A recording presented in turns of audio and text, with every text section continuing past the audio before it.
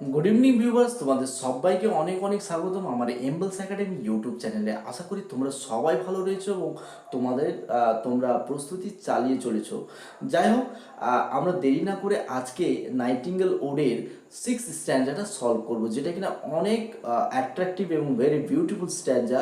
হ্যাঁ, তোমরা পড়লেই বা শুনলেই বুঝতে পারবে কত সুন্দর এখানে ডেথকে ইনভোক করেছেন কবি। সম্ভবত নয়, এটা একটা ক্রস রেফারেন্সেস রয়েছে যে যখন তিনি 5th স্ট্যান্ডাতে আমরা দেখেছি যে তিনি এমবাউন্ড ডার্কনেসে, অর্থাৎ সেই সেন্টেড ডার্কনেসের বিভিন্ন রকম ফুলের যে তিনি সুঘ্রাণগুলো নিচ্ছিলেন, সেন্টগুলো নিচ্ছিলেন, পারফিউমগুলো নিচ্ছিলেন, সেটার সুঘ্রাণে তিনি এত ভেরি মাচ অ্যাফেক্টেড হয়ে গেছিলেন যে তিনি মিউজকে ইজফুল ডেথকে অর্থাৎ শান্তিময় বা তোমার কমফোর্টফুল ডেথকে অনেকবার মিউজড রাইমে তিনি ইনভোক করেছেন, ডেকেছেন। তো চলো আমরা দেরি না করে আমরা ডিটেলস অ্যানালাইসিসে চলে যাই। দেখো, ডার্কলিং আই লিসেন অর্থাৎ ইন দ্য গ্রোয়িং ডার্কনেস, অর্থাৎ ঘন অন্ধকার বেড়েই চলেছে, যেন আরও বেড়ে চলেছে। ডার্কলিং I listen, in the growing darkness I listen, আমি শুনছি যেন। এই ডার্কলিং কথাটা কিন্তু আর্কেইক সেন্সে ইউজ হয়েছে, ঠিক আছে। এই শব্দটা কিন্তু মিল্টনও ব্যবহার করেছেন। এই শব্দটাকে অর্থাৎ ডার্কলিং শব্দটাকে বলা হয় কিন্তু তোমার মিল্টনিক ওয়ার্ড, এটা একটু জেনে রাখো, ঠিক আছে। তো ডার্কলিং I listen, in the growing darkness I listen and for many a time, এবং অনেকবার যেন আমার কানের কাছে বেজে উঠলো, আমি যেন শুনলাম। কি শুনলাম?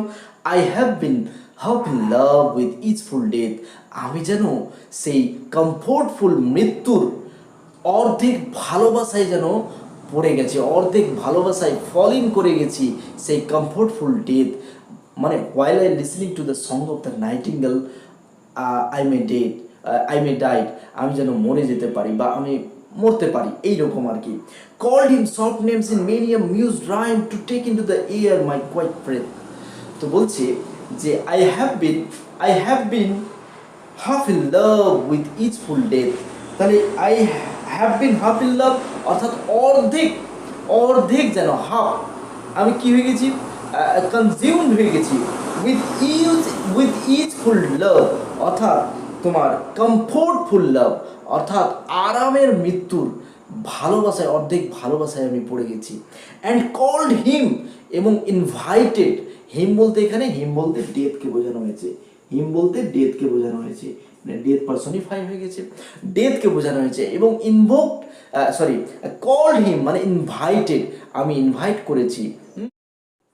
কল্ড হিম সফট নেমস, আমি তাকে ডেকেছি সফট নেমস, মৃদু মন্দ নামে। Him soft names in many a mused rhyme.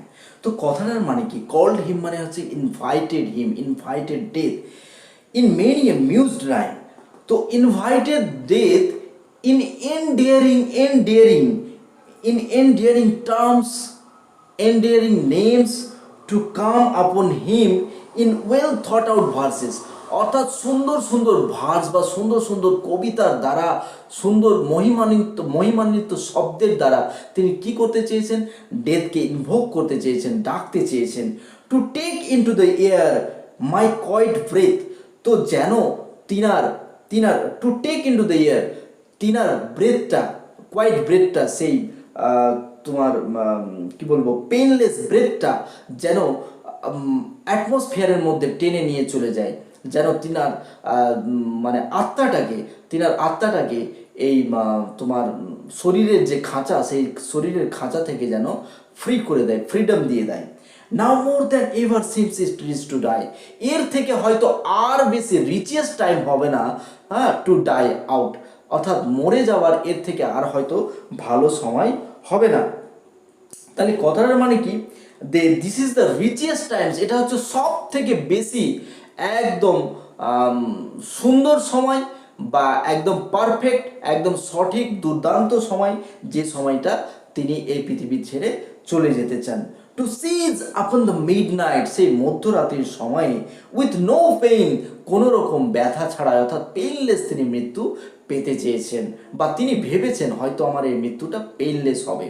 হ্যাঁ, while thou art pouring forth thy soul abroad, যখন তুমি তোমার, while thou মানে in the same time, while thou art, যখন তুমি, আর্ট এখানে নয় আর কি, আর পোরিং, পোরিং মানে হচ্ছে ঢালতে থাকবে, পোরিং মানে সিঙ্গিং, এখানে ঢালা মানে হচ্ছে, এখানে পোরিং মানে হচ্ছে সিঙ্গিং, সিঙ্গিং ফোর্থ অর্থাৎ স্পন্টেনিয়াসলি, অবিরামভাবে গান গাইতেই থাকবে, দ্য সোল অ্যাব্রোড, তাহলে your soul in the air, in the atmosphere, where I was, আমি যেখানে ছিলাম, হ্যাঁ, ইন সাচ অ্যান এক্সট্যাসি, এবং in such an blissful heavenly situation, এইরকম স্বর্গীয়, সো ডিভাইন সিচুয়েশনে, এইরকম স্বর্গীয় অবস্থাতে, ইন সাচ অ্যান এক্সট্যাসি মানে জয়, এক্সেসিভ জয়ে, স্টিল উডেস দাও সিং, তুমি তখন গান গাইতেই থাকবে, স্টিল উডেস দাও সিং মানে you will continue your singing, তুমি তোমার সংটাকে, সিঙ্গিংটাকে কন্টিনিউ করেই যাবে। And I have ears in vain, এবং যেহেতু আমি সেই সময় মৃত্যুবরণ করে নিব, as I will die then, আমি যেহেতু সে সময় মানে মৃত্যুলোকে চলে যাব, my ears will be in vain, আমার কানটা তখন কি হয়ে যাবে, ইন ভেইন হয়ে যাবে, ইনঅ্যাক্টিভ হয়ে যাবে, অর্থাৎ অক্ষম হয়ে যাবে তোমার আওয়াজটা শুনতে। টু দাই হাই রিকুয়েম বিকাম এ সদ, আর তোমার এই হাইলি নোটেড, হাইলি মেলোডিয়াস সংটা রিকুয়েম হয়ে যাবে, বিকাম এ সড। তোর রিকুয়েম বলতে এখানে কন্টিনিউয়াস লং সং বোঝানো হয়েছে, আর সদ কথাটার মানে হচ্ছে এটা আমার কাছে ডিপ হয়ে যাবে, কি হয়ে যাবে, তাহলে এখানে কি হয়ে যাবে, বিলাপের গান হয়ে যাবে। টু দাই হাই রিকুয়েম, তোমার সেই হাই অর্থাৎ highly melodious continuous long song, বা সেই, বা এখানে রিকুয়েম কথাটা কেন বলা হয়েছে, রিকুয়েম হচ্ছে দ্য সং অফ মর্নিং বা সং অফ ল্যামেন্ট, অর্থাৎ বিলাপের গান। যখন কেউ রিসেন্টলি কেউ মারা যায়, তারপরে যে গীত গাওয়া হয় বা গান গাওয়া হয় সেটাকে রিকুয়েম বলা হয়। সেই হাই রিকুয়েমটা, সেই উচ্চ স্বরের রিকুয়েমটা, বিলাপের গানটা তখন আমার কাছে কি হয়ে যাবে, সদ হয়ে যাবে, অর্থাৎ শ্রুতিহীন হয়ে যাবে, কারণ অলরেডি তো আমি মারা যাব তোমার গানটি শুনতে শুনতেই, তখনও তোমার গান চলতেই থাকবে, বাজতেই থাকবে, আমার কানের কাছে আসতেই থাকবে, যেহেতু আমি মারা যাব সেই গানটা আমার কাছে রিকুয়েম লাইক হয়ে যাবে, বিলাপের গান হয়ে যাবে, হ্যাঁ, অ্যান্ড বিকাম এ সদ, এবং আমার কানটা, আমার ইয়ারটা তখন ডিপ হয়ে যাবে, deep as a clod of earth. ঠিক আছে, তো এইরকম করে আমাদের 6th স্ট্যান্ডার্ডটা ফিনিশ হচ্ছে।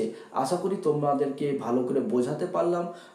অবশ্যই পরবর্তী ভিডিওগুলোতে, অর্থাৎ যখন এক্সক্লুসিভলি কোনো টপিক্সের উপরে আলোচনা করব উইথ MCQ কোয়েশ্চেন্স, তখন আমরা এই যে ডাউটসগুলো যেগুলো রয়েছে related to the lines of the poetry, হ্যাঁ, বা যেগুলো কোয়েশ্চেনগুলো আসে ভিতর থেকে, সেই কোয়েশ্চেনে যখন আলোচনা করব তখন এই ডাউটসগুলো ক্লিয়ার করে দেবো। একটি ভিডিওতে সম্ভব নয়, অনেক কিছু বলতে গিয়ে মনে হচ্ছে অনেক কিছু ছুটে গেল, অনেক কিছু বলতে পারলাম না, তবে আমি আমার চেষ্টাটা করব ভালো করার। হ্যাঁ, তোমরা অবশ্যই আমার চ্যানেলের সঙ্গে stay tuned with Embels Academy, watch the full video. And যদি তোমরা আমার আগের ভিডিওগুলো যদি না দেখে থাকো, তাহলে অবশ্যই আগের ভিডিওগুলো দেখে নিয়ে তারপরেই আসবে, আর যখনই তোমরা এই ভিডিওগুলো ওয়াচ করবে তখন অবশ্যই তোমরা বুকসটা কিন্তু হাতে নিয়েই বসবে। ওকে, তো till then watch Embels Academy, thank you very much. Next video coming soon.